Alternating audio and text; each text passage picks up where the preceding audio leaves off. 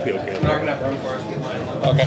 Okay, everybody, we'd like to get started. So if you need a chair, we can add chairs.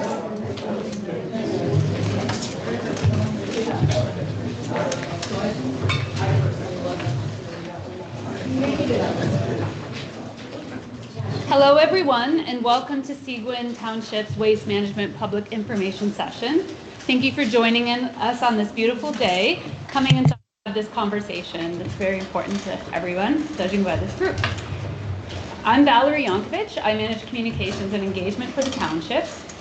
Before we begin, Seguin Township acknowledges that we are on the traditional territory of the Anishinaabe people in the Williams and Huron Treaties area.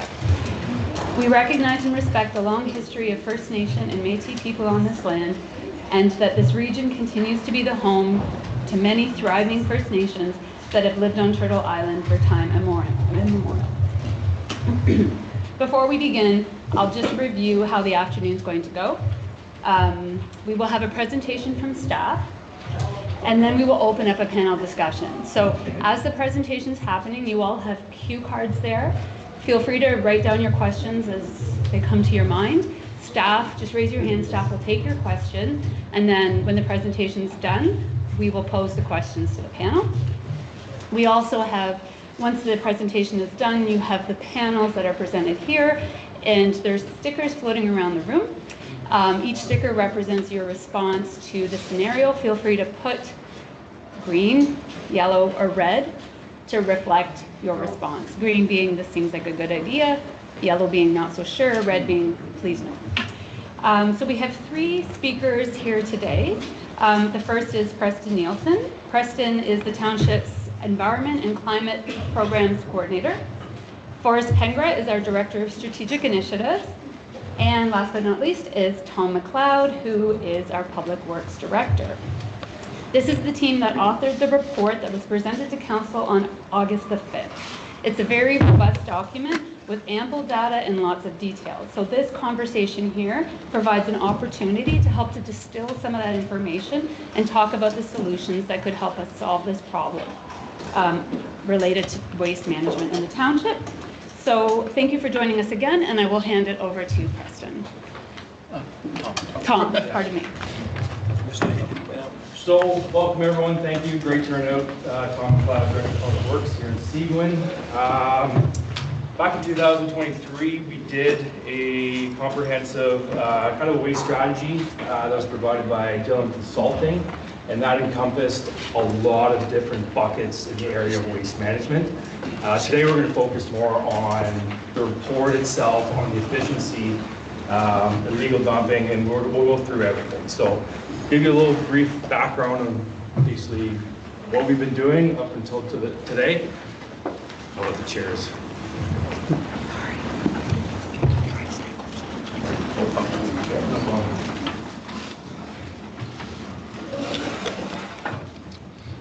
So 2023 was the waste strategy, and that connected with the climate action plan. And it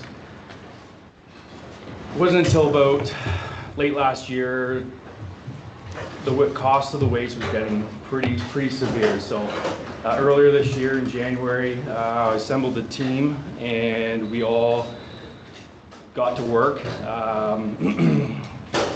turned every stone over, looked at everything, went out to the public, and early spring we went out for a public survey. We were at transfer sites. We were at, if everyone went to the free event day, we were handing out flyers, surveys, as much as input we could. We received almost 500 submissions through that, which is a significantly great turnout. And then early summer, we did the report to council of the survey analysis and finalized the waste manager review. And then just a couple weeks ago, we presented the draft report to council and provided them that this information session was happening today. And right now in September, hoping first week of September, we will go out with the final report to council on this. So I think the next one's over to you. Thanks, Tom.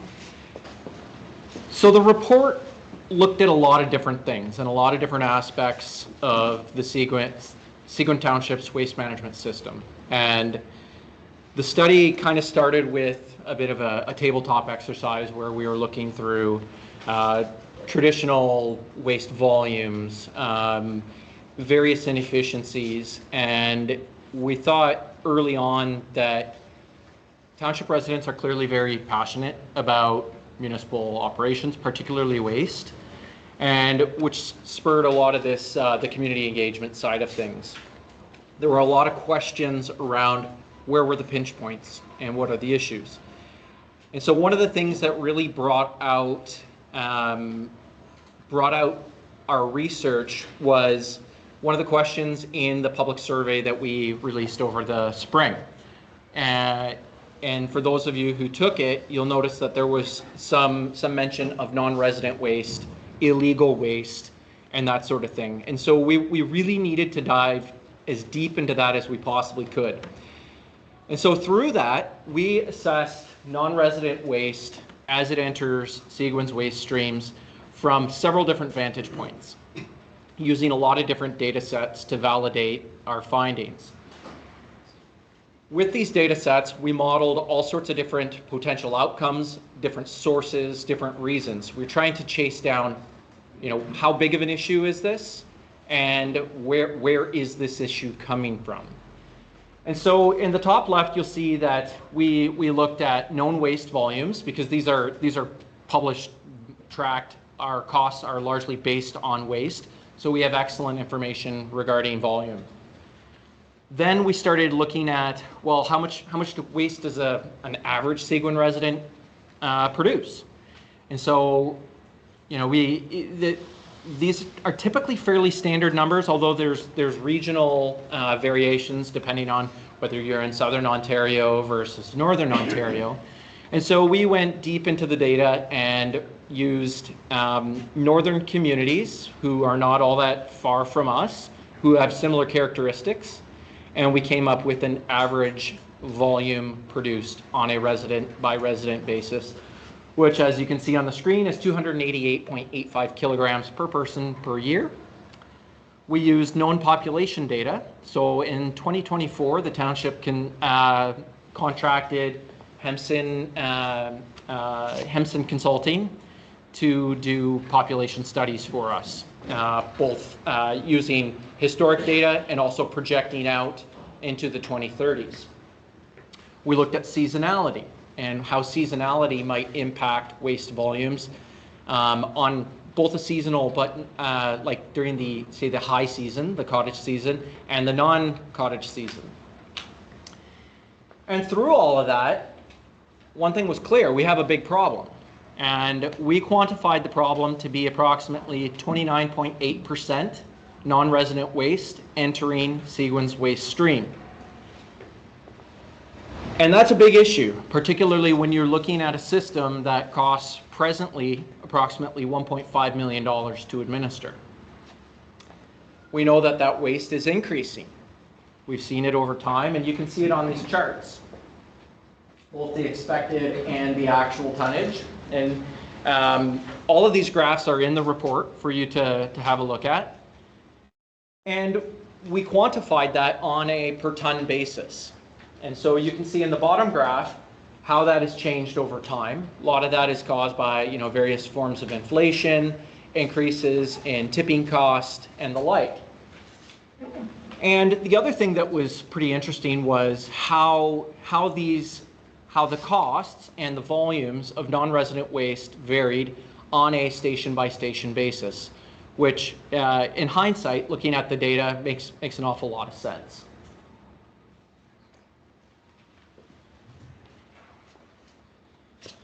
Thank you. Illegal waste. I don't need to explain this slide, but I need you guys to understand the impacts that illegal waste actually has on our community. It's grand because we pull staff from roads, critical infrastructure. A common theme amongst council and residents is road maintenance. Typically because we're dealing with this, right? As you can see in this graph here, springtime, that's how many trips to landfill we typically do. So spring is pretty heavy in terms of trips to our own landfill.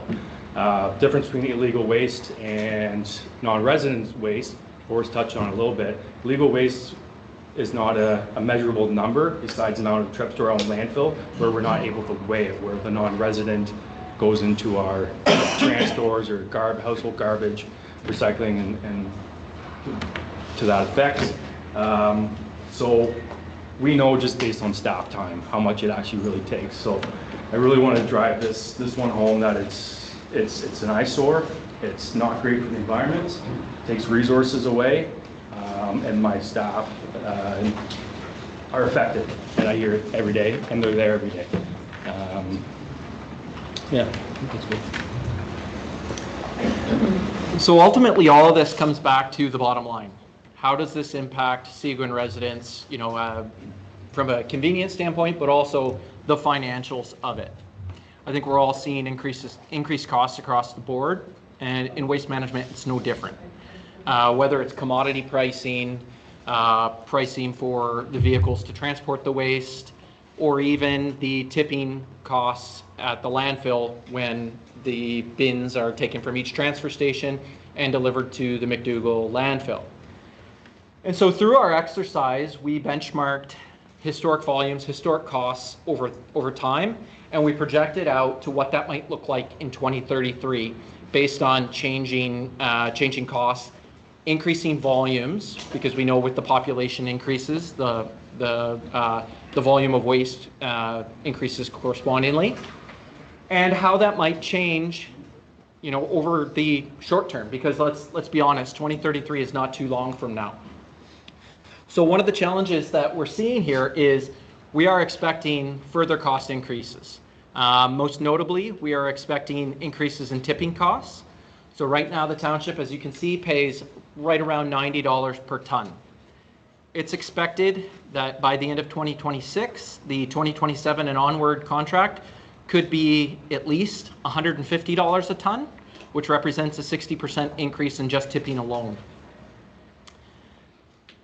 Again, population growth, non-resident dumping has a significant impact on those costs. The staff time, the cost for tipping when we are taking any of that to landfill, that's not our own landfill. The increased waste volumes of non-resident, and the contractor costs. Some of those are more difficult to project out, but they are anticipated to increase over time. And so what you can see in the bottom left is if we maintain the status quo today, operating our waste management system as we are currently managing it, with the projected population increases, with the projected tipping increases, we will see between 100 and 130% increase in the costs to deliver waste management at the township. Right now it's approximately 1.5 million, and it is very plausible that by 2033 it could go as high as $3 million a year with no action.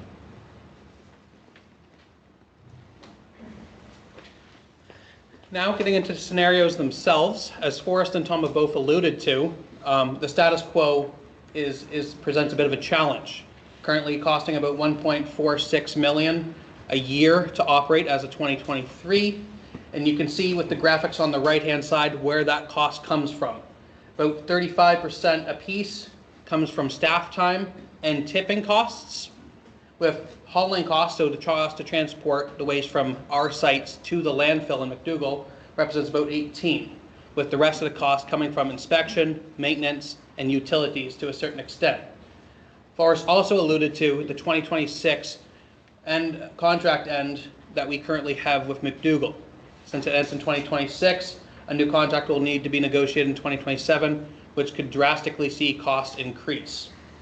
Overall, with these numbers, I think it indicates the system is very inefficient and expensive, especially when it comes to transportation costs, uncompacted waste, non-resident costs, and illegal waste.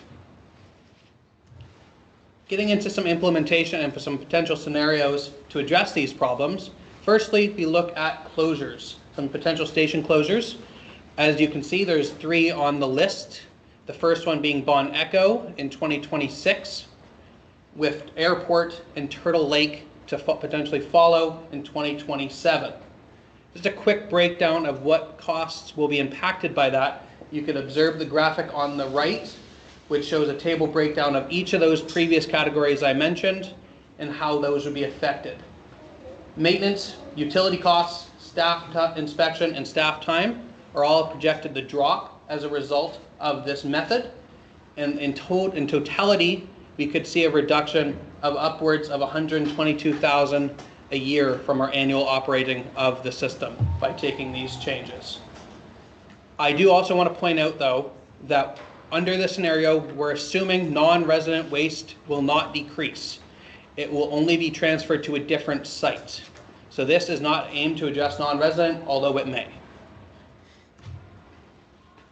In scenario 2, we look at site staffing and hours of operation. This scenario is mainly to address that non-resident and illegal dumping at our sites that Tom and Forrest alluded to previously. In this scenario, it's also important to consider all these numbers are inclusive of scenario 1, and it will be the case for the remaining scenarios as well. So all the scenarios here and afterwards also include the savings from the previous one. In this scenario, we add staff to each site. We implement hours of operation, which will be determined at a later date, of course, and we improve site enforcement with a new bylaw potentially and some stronger enforcement there. Once again, you can see the graphic, the table on the right, how that cost breakdown will occur. Staff time is projected, of course, to go up since we're paying more staff by about $63,000. However, most of the savings are in some of the other areas like hauling costs, tipping costs, site inspection, maintenance, and to a certain extent utility costs as well. These may be observed as less non-resident waste comes in due to site enforcement and a staff member present. The amount of waste that we're actually producing will drop. And the totality, we can see about $358,000 in annual operating savings through scenario 2. Nextly, we get into scenario 3, which involves compaction. This scenario is compaction managed by a contractor, not internally. In this scenario, once again, it incorporates all the other ones that came beforehand. It differs, though, as now instead of our TransStore and 40-yard bins, we add compactor bins. And we also look at a site redesign to support that infrastructure upgrade. A very important consideration to take into effect in terms of cost savings and cost in total is compaction ratios. All the numbers in this report and in the hard copy consider that we're only compacting to a 3-to-1 ratio. Other municipalities who have done similar with compactors have found it could even be 5-to-1 or better, meaning these numbers could be a little representative of the true savings that we could realize. However, we decided to go conservative with our numbers to play it safe. Once again, the breakdown you can see, staff time and utility costs could increase. However, the bulk of the savings that we could see are in that hauling costs. As waste is compacted to upwards of 3-to-1 ratio or higher, that means less trips need to be taken to the McDougall landfill, and therefore less gas is used. As a result, you can also see less tipping costs, less site inspection, and less maintenance as a result of this. In totality, again, this scenario is the highest cost reduction potential, upwards of $650,000 off the annual operating budget from scenario 3. And finally, scenario 4. Scenario 4, again, it looks at compaction, but it differs from the previous one, and this would be Seguin managed compaction, not done by a contractor. This would be done through the purchase of 2 roll-off trucks and additional bins that would be operated and used by Seguin staff. In this scenario, we aim to mitigate future contractor cost increases. Those are relatively unpredictable and therefore are a little bit outside the scope of this report, but that is a consideration. Once again, I'll break down quickly the graph, the table on the side. About $90,000 increase in staff costs, as once again we'll have to have someone to drive the trucks, operate the equipment, But once again, you can see there's significant hauling, tipping, site inspection, and maintenance costs that will be reduced through an operating system such as this. Overall, similar to the last one, it's about $652,000 in annual operating reduction potential. And just to reintegrate everything over all the scenarios, this graphic here talks about the operating costs over each scenario. As you can see, the start point or status quo of the current system is 1.46 million, and through all the scenarios we go through, it drops considerably. And overall, in scenario 1C, which is the final closures, will be down to about 1.34 million. Scenario 2 will drop to about 1.1 million in total operating budget. Scenario 3, 817,000. And in scenario 4, we're looking at about 816,000. However, this one mitigates those future contractor costs, which we cannot account for at this time.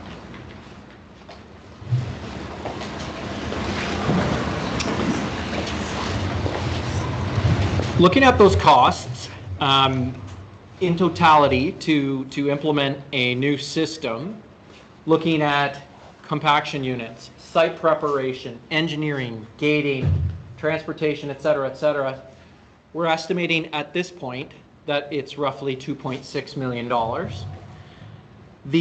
That would include all 4 scenarios.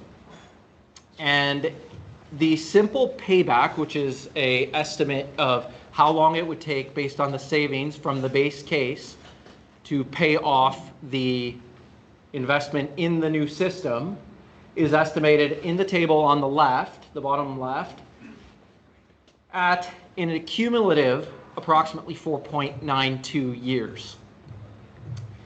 That would be based on essentially phasing in through the scenarios, with scenario 1 closures. Obviously, there is no capital investment in that. The capital investment in scenario 2 is approximately 724,000. Scenario 3, 993,000, and scenario 4, 900,000.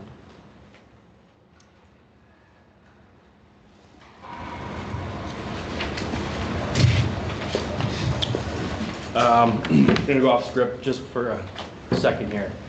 This infrastructure we actually have is very expensive. Repairs are expensive. A brand new, so the household, I see our supervisor smiling back there because she knows. It's a very expensive system. So these household garbage bins, the trans stores where you just put your garbage in, a unit of those, I'd say $275,000, $300,000, and the equipment's aging. So there's some decisions to be made. So sorry I had to go off script there, just to let you know that there's maintenance costs in this that are like just massive. Could you use the mic? Could you have one available? And hear you. You could project. Oh, sorry, I'm not projecting. How's that? Could you, I'm so angry. Could you go off script again and sort of repeat that a little louder? Sure. So what I was saying is our household garbage bins, the trans stores as that they're called, they're very expensive. So replacements are anywhere from $280,000, $300,000 to replace. It's a very expensive piece of infrastructure. And how many, Debbie, how many do we have? 12 trans stores. So, and they're aging. Some are 20 years old. So that was my off script, so thank you. So I brought you up to where we are now. Based on, again, this is all potential. This is all based on council, based on this meeting. So kind of what our plan is 2026, we're going to close Bon Echo.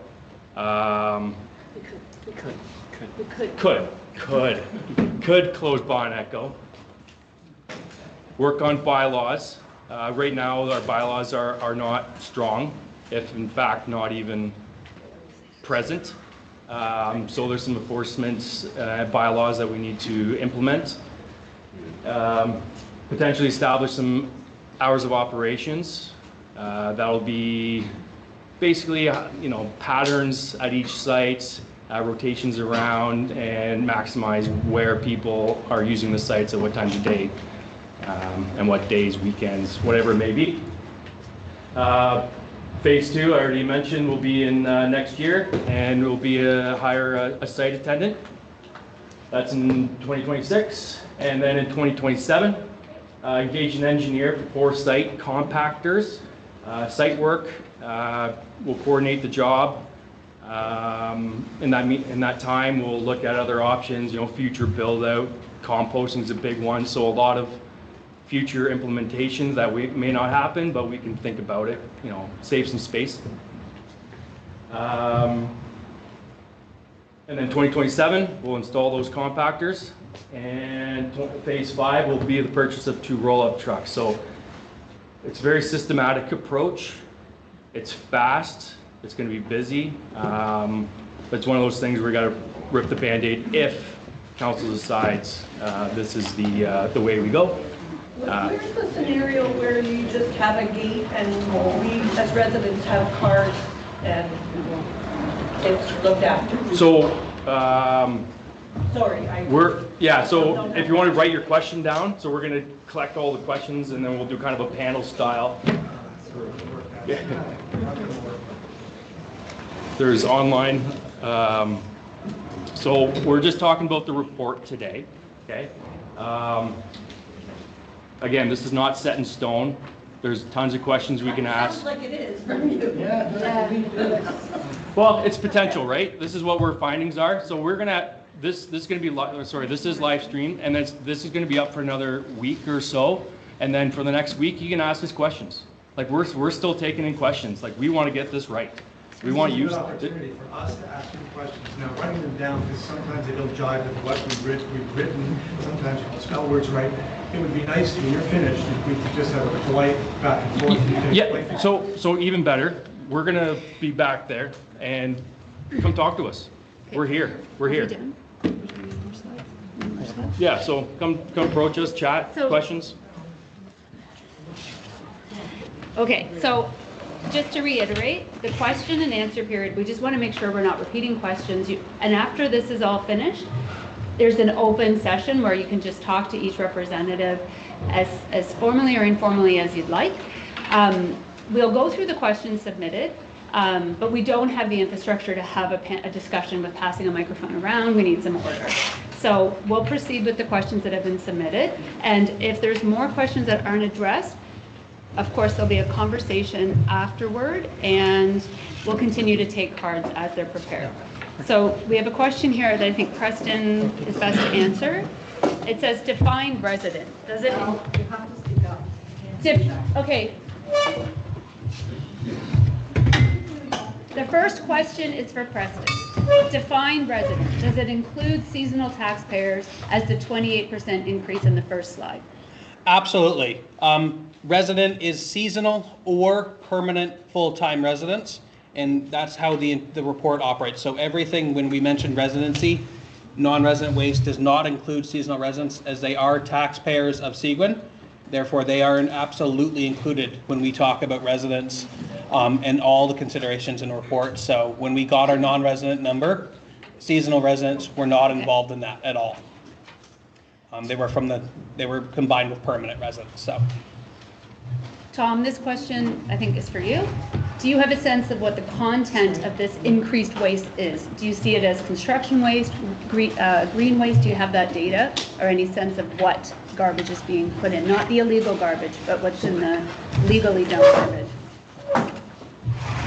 So would that be in for household garbage? Like, I think the question is, what are you seeing that there's a lot of green waste? Are we missing opportunities for composting, that kind of thing? Yeah, there's a lot of missed opportunities right now, but that's what we're looking into. Construction material, we understand that the landfill is quite far. So there might be opportunities to set up bins so you don't have to travel to landfill. Sometimes you could travel an hour to get to the landfill, and we find that's not fair, right? So if there's opportunities to implement programs, we'll look into it, and we're happy to. Sorry, so you're speaking specifically to the 28% increase? And what is the content of that 20% increase? Oh, the whole, sorry. I was talking, You had a 20% increase. What is that made up of? so that's all household garbage. So anything that goes into the trans store, which is the household garbage. Right, but what have you seen as increase? Tom, that's the Is it non-resident more number feedstock? Is it- that she's talking I about. think they're Okay. asking if you've audited what's in the bags. So What's different now than it was before, population, illegal dump, content-wise, in the garbage? Is it just volume, or is it Just volume. something? Volume. Like, are you seeing more construction pieces? Yep, we see everything. Yeah, we see everything. Yeah, we see absolutely everything going in there. All right, Outer township Yeah. people. Non-resident waste. Well, construction, they're dropping their stuff in there all the time. Yeah. Can I ask a question? It's attached to both of these, if I can. You said that you did a survey, and you said that you're at the sites, correct? And that survey was what gave you some empirical data, not anecdotal data.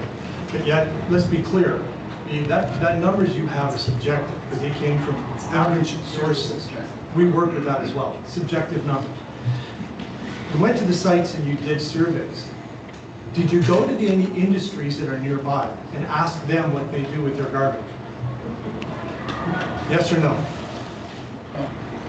All right, I'll take that as a no. No, we I didn't. can tell you, I personally, and other people have sent me photographs of Gordon Bay at the airport dumping loads of garbage.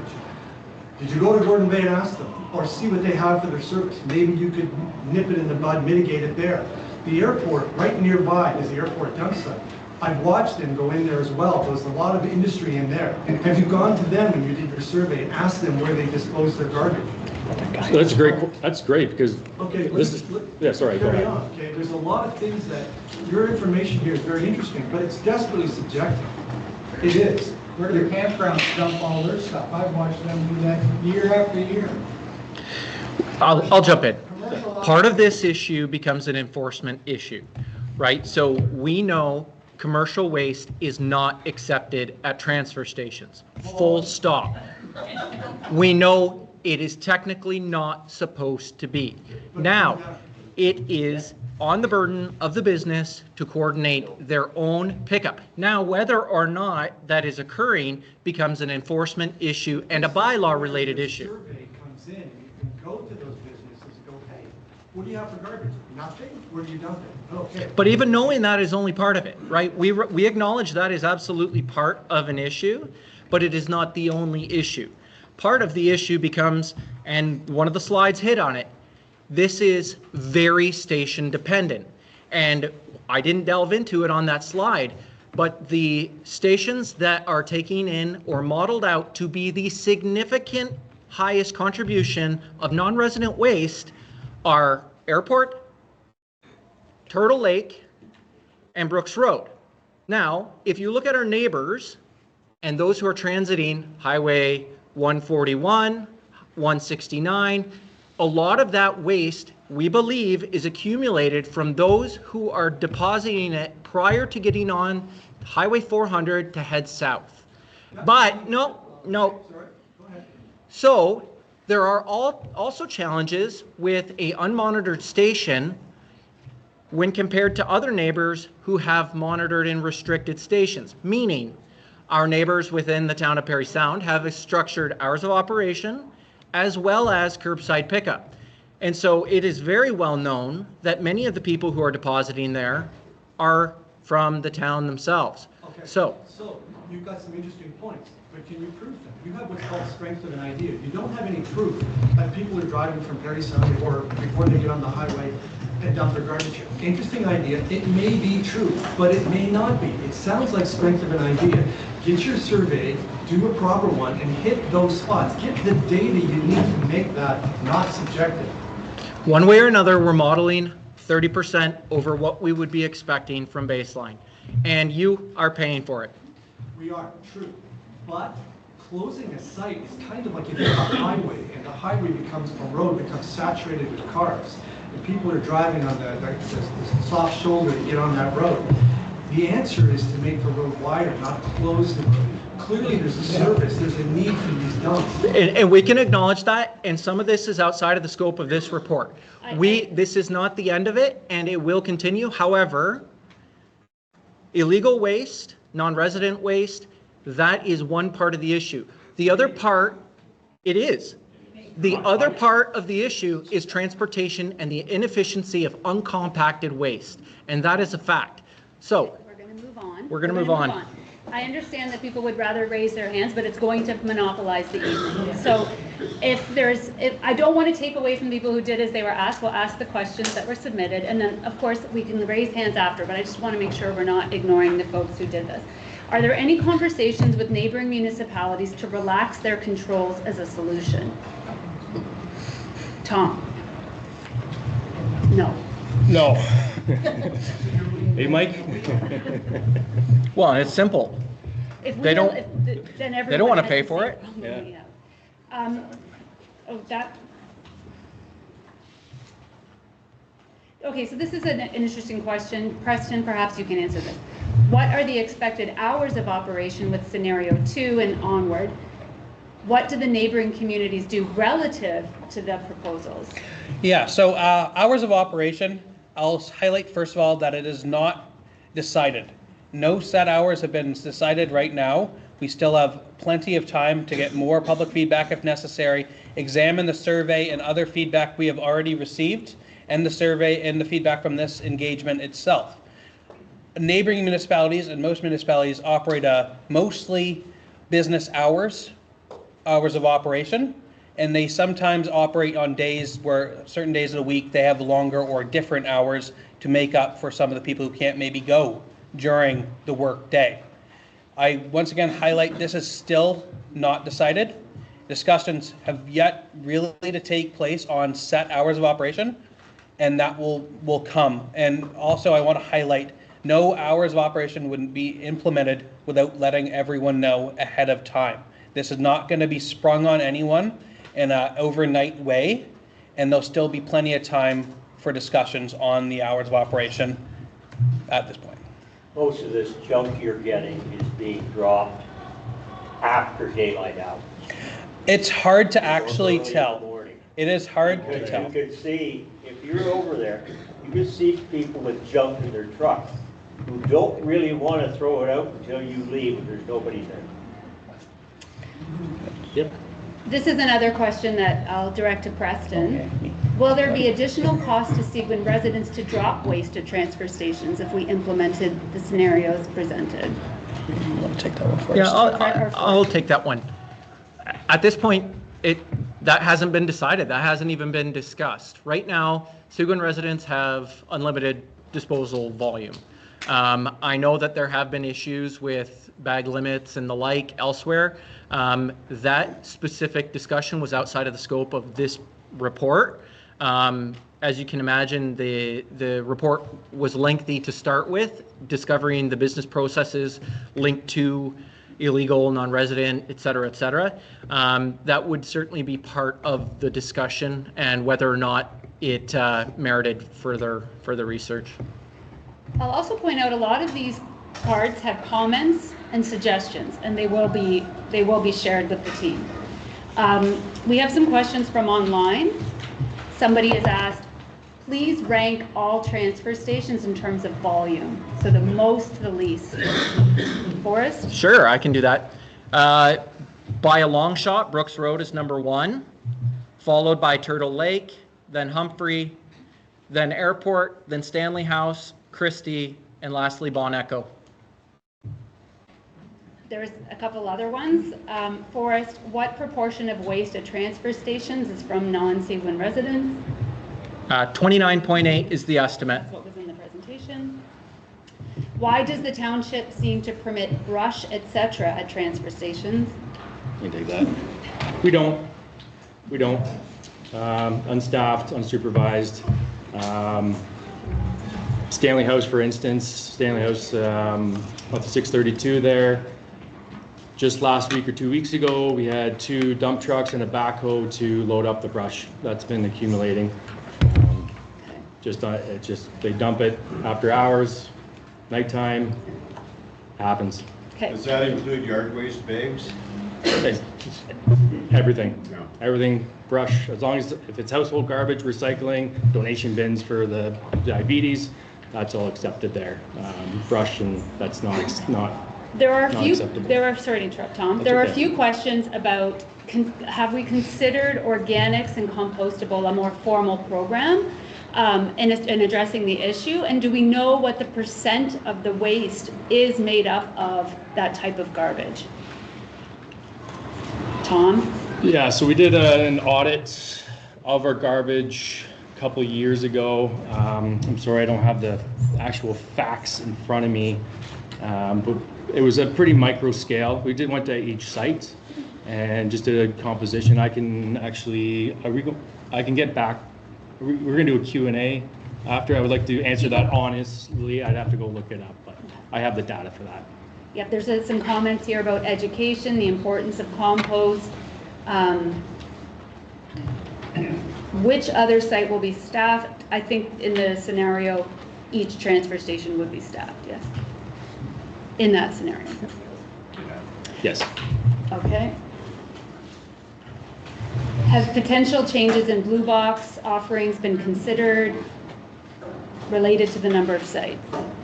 Sorry, repeat. The number of blue boxes, so more opportunities to recycle. So, loaded question, because right now the Blue Box recycling program is a producer responsibility. I'm going through a transition right now on a new contract for recycling. Currently not totally clear, and there's another representative from another township here. He can vouch for the same thing I'm saying. It's a little muddy in the waters right now, but I know in 2026 there will be a full-blown release from the Ontario government on what is accepted in the blue bins in 2026. So. Right, and related, they ask if tonnage is anticipated to increase with producer responsibility in place. I don't know. I don't know the answer. Might to be that. out of your scope. Education on our part will be a huge thing. Doesn't work. Same people throw the same shit in the road. Forrest, can you answer this question? How did you decide which sites might be closed? They are not going to be closed, but might. The assessment in large part was based on catchment area. The Bon Echo is a very low volume site. How many residents are served by? I don't have that number off the top of my head. Just over 400. And And the population of Seguin is? 6,000 Full-time. full-time. Again, these are proposed. These are nothing is set in stone with any of this.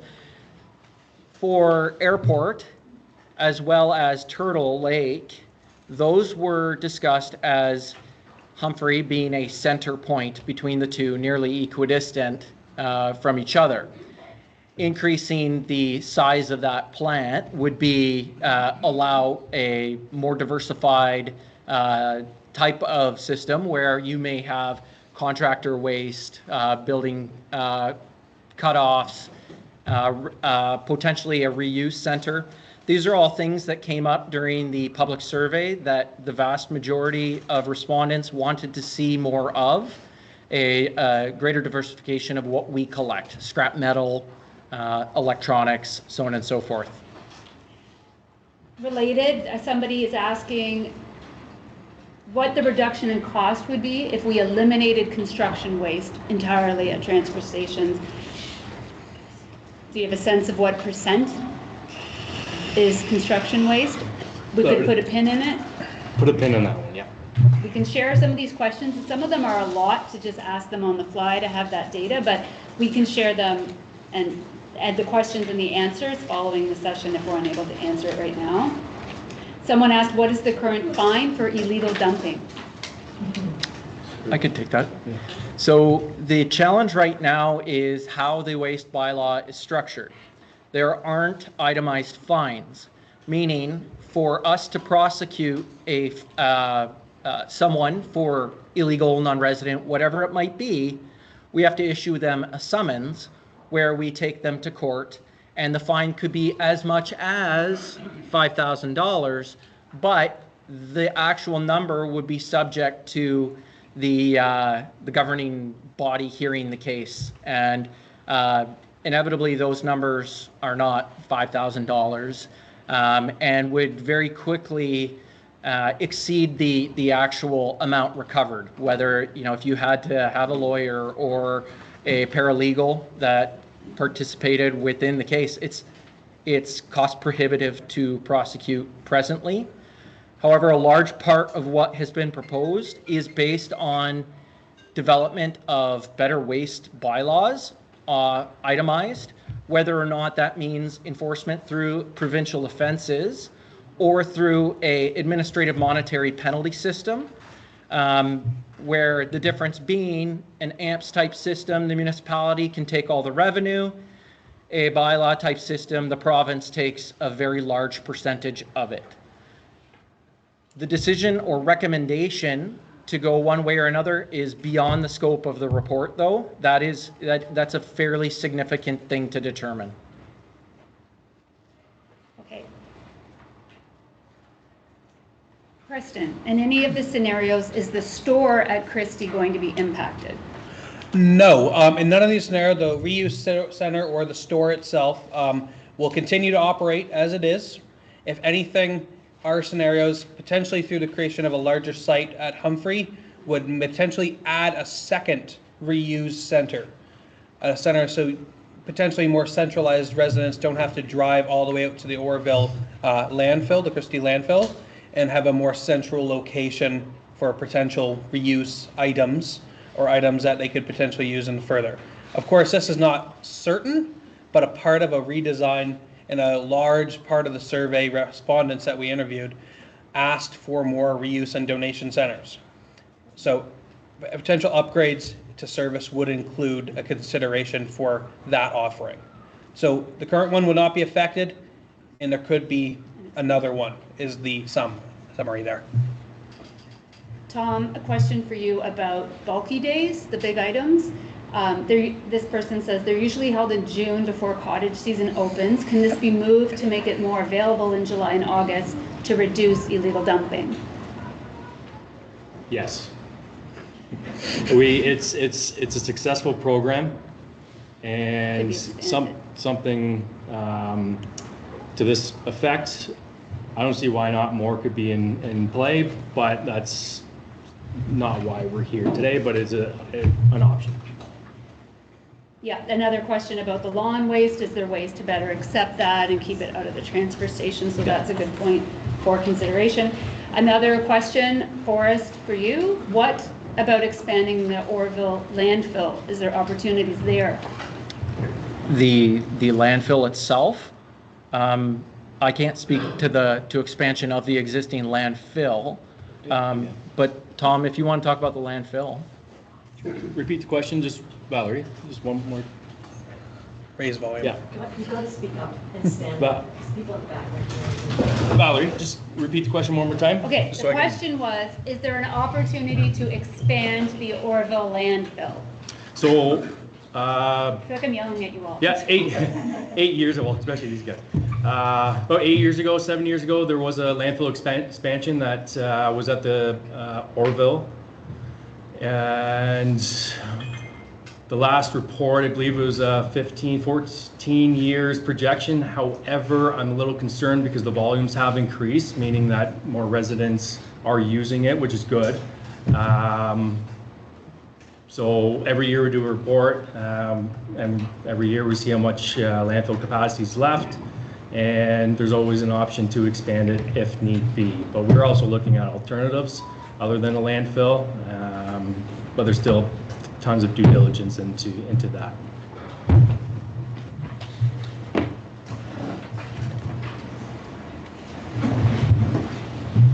Okay, I can't read that one. Okay, so this is probably what a lot of people are thinking. So why are residents being punished in order to solve this problem? So how would we interpret that question? I'll In take- terms of I- potential closures, I think. Do you want to? I can. Want me to just? Yeah, you start. If we don't do anything now, everyone's going to be punished in their taxes, right? So as you saw, I believe by 2033, just the waste management alone could be 12% increase in taxes. It's speculation. That's just if we don't do anything, correct. So we're here, we want to do something, right? And we've reached out to you guys since the spring, and we're looking forward to some change. And May I just speak to that question? It would appear to me that those of us who are following the rules, okay, we're doing what we should be doing with our garbage, are being penalized. And we're being penalized because we've got some other people who are just taking advantage of the situation that you are not going after them. And you don't do anything. You don't do anything. So, you know, I put my garbage in Turtle Lake, have for years and years, 1950s. There is more illegal dumping there than you most likely realize. And much of it is by local contractors. It's not all those people who are coming from Toronto, because we can't get a local builder. It's not the Toronto people who are putting their garbage there. Maybe some of them are, maybe some of them aren't. It's local builders. They should know the rules. Okay? the 141 does see about, I believe, last figure I saw 15,000 vehicles a day. A lot of people know that Turtle Lake site's there. But again, this is not set in stone, right? This is not set in stone, I'm just saying, look, we're the ones who are following the rules. And your solution, to me anyway, would appear that we're paying the price rather than the people who are actually causing the problem. But they're trying to get these contractors out of that, dropping this stuff. You're not wrong. Like this is part of the whole bylaw But your situation. solution is penalizing us who are following the rules. No, I don't see that. If you take that dump away from, the next thing just sits very close to the village of Rosso. It's where you've got a concentration of people in the village.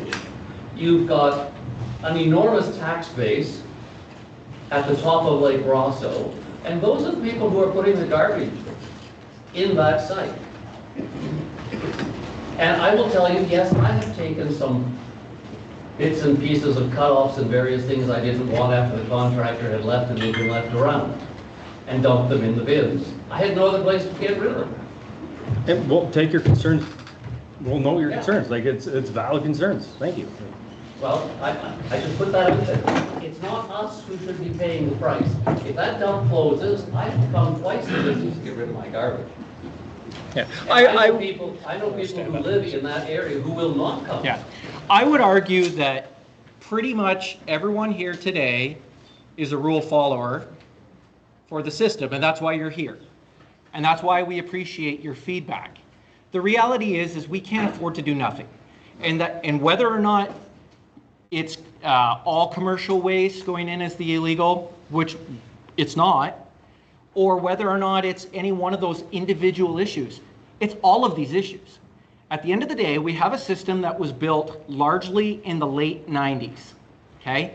The costs to operate it were minimal based on that particular time. Things have changed, and we have seen the costs go through the roof. We don't have a choice but to be as efficient as we possibly can.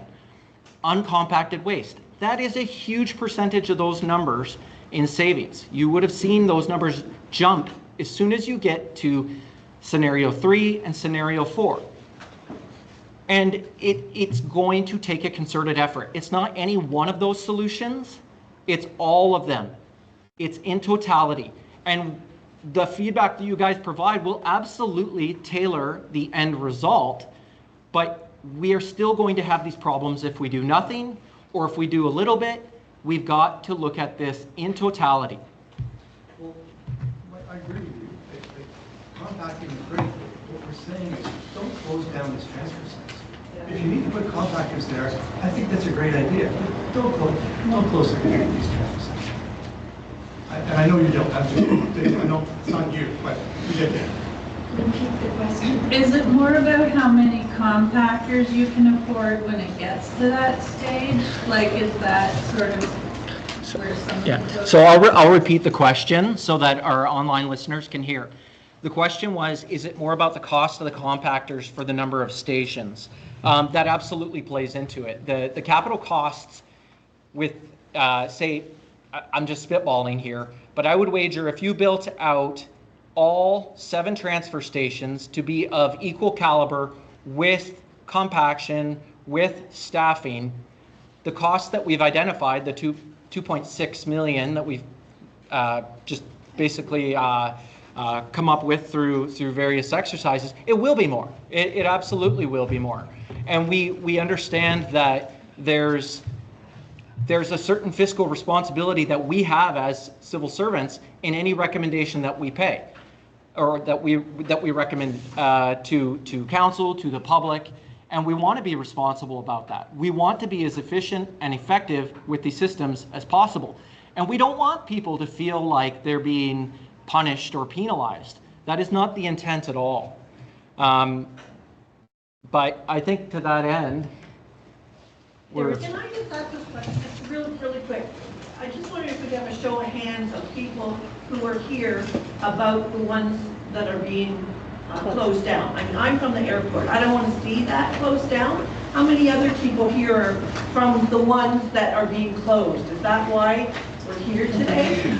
And this is a question this is related to a question that someone just posed, or a comment, that the timings, it seems rushed, that the report's going to council and we're having the conversation now.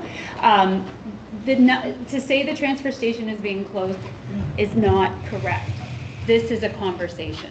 So everything is on the table in terms of deciding what happens next. In terms of the report to council, that conversation can continue. It seems to me that my review of the report said that it's probably the most inefficient municipality in our waste management. It's like a third more than the adjacent district. More importantly, a third of our waste isn't even ours, which is an element of inefficiency. Right. And the original Dillon report in 2022 said there were many suggestions, but one of the most important one was mentioned by this man here originally. And he said, they need better data. The report says that the model is not necessarily behaving nicely as well as the current report. And so what I'm suggesting is that I think you need real data before you make such a large decision. And it starts in my business, and I deal with solid waste. We start with an audit, and it's a real audit. And it's, and then from there, you realize where the real problem is. And that includes probably staffing at each one of these sites. And anybody that brings something in is reported, and anybody that brings something in that's not supposed to come in, it's refused. And there's a gate or whatever you gotta do, but it starts with facts. And then the facts may be to, hey, we can't do anything about it, or boy, we can fix this, or maybe we should even consider teaming up with the adjacent municipalities that are doing it better. That's my understanding, is possibly you just don't have the data to make this decision today. There are quite a few questions about what our neighbors are doing, and we'll try to wrap this up so this conversation can happen, so we don't have to keep yelling at you guys. But what are our neighbors doing? I mean, any of you could answer that question. They're doing more than... Yeah, so each municipality is responsible for their own waste management. Town of Parry Sound, they do curbside collection. They got a transfer site. McDougall has transfer sites, the landfill. So every municipality is responsible for their own waste management. However, there's times where there's exchange of, if they have a license for say, hazardous waste, Parry Sound has a license for it. So we work with Parry Sound to say, yeah, you can go to the McFarland transfer station and they'll just bill us for it, type of thing, right? So That's a good collaboration, and there's a bunch of discussions through our local road associations or waste associations for the case of this conversation, and yeah, so it's conversations are ongoing. So do they have hours of operation? Yes. And do they have staff management? Yes. Okay, so what that means is that we're the weakest link. So we receive things perhaps that are being attracted to us because we don't monitor, we don't 100%. have these things. That's the nature of the question. Yeah. That's correct. So I think right now, and if I didn't read it, if I didn't read your questions, either I can't read it or it's too granular for us to answer because nothing has been decided yet. We are going to open up a conversation after this for you to use the board. If you have I'm just going to help out. If you have a question, there's some questions about cameras and surveillance.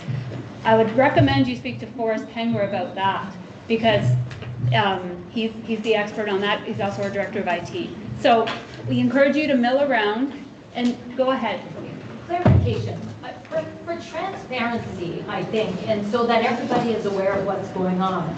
It does not make sense to me to have little individual conversations that deprive everybody else of answers. So I'm wondering why the need to close that off and shift it to that format? because there's 50 of you and 4 of us. But the questions and the answers are relevant to everybody. Yeah, potentially, but there's a lot of overlap questions as well. Like, we're happy to work the room. Is anybody pressing to ask a question publicly? Please feel free to raise your hand. Yes. Yeah, we got 2, perfect. We can, go ahead. Go ahead.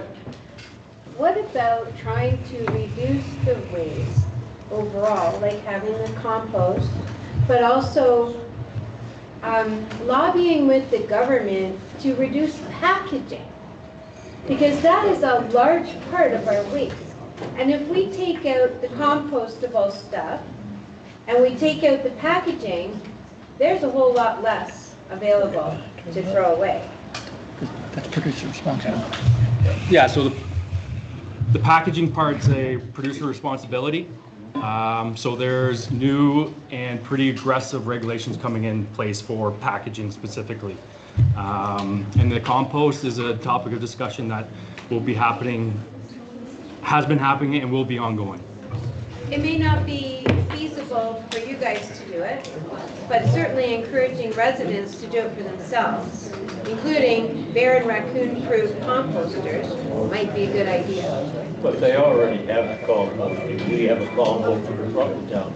I never got one. Go ahead. I think we're breaking up here. We'll do one more and maybe one more. Go ahead. If you have hours of operation in manned transportations without the unmanned ones, how much waste, would Perry Sound have given you any idea of how much waste they find stuffed around those transfer stations when they're not being manned? Or well, that's garbage where that cameras people come leave, in. garbage that people leave. That's where cameras come in. So I can speak to this. I'm just going to repeat it for the people online.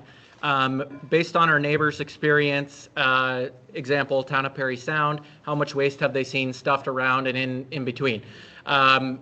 I don't have the specifics. If you actually want some specifics, the director of Public Works from Perry Sound is actually back there. But I do have a history of working for the town of Perry Sound, and I monitored the camera systems at the transfer station and around there. And in the beginning, there was certainly a fair bit, but with adequate bylaw enforcement, that particular scenario does decrease significantly. But it comes down to enforcement, ticketing, and follow through. Last one. All right. Just a follow-on to that question. When people go to, I'm going to, a bit of a segue for this question, it's a two-part one. When people go to the transfer station, they go there not to litter, they actually go there to put garbage in a bin because they're rule followers. If the bin is full, that's not that person's fault. It means, really simply, there's not enough bins, right? There's simply not enough funds. Now, I heard you say you have 20 bins, is that correct? 12. 12. And you also said that the trans stores, is what they're called, are very expensive. All right, is it possible now that we need more bins, And with our friendly neighbors to the south of us, we put massive tariffs on our steel and aluminum, that now we want to buy Canadian. Is it possible there's some Canadian subsidies available to get those manufactured in Canada at a subsidy? I'd even factor in tariffs on the $300,000. That was such a multi-pronged question. I'm not going to repeat it for those online, but what I would say is the specifics around the equipment chosen, the origin of manufacturing, that was outside of the scope of this report.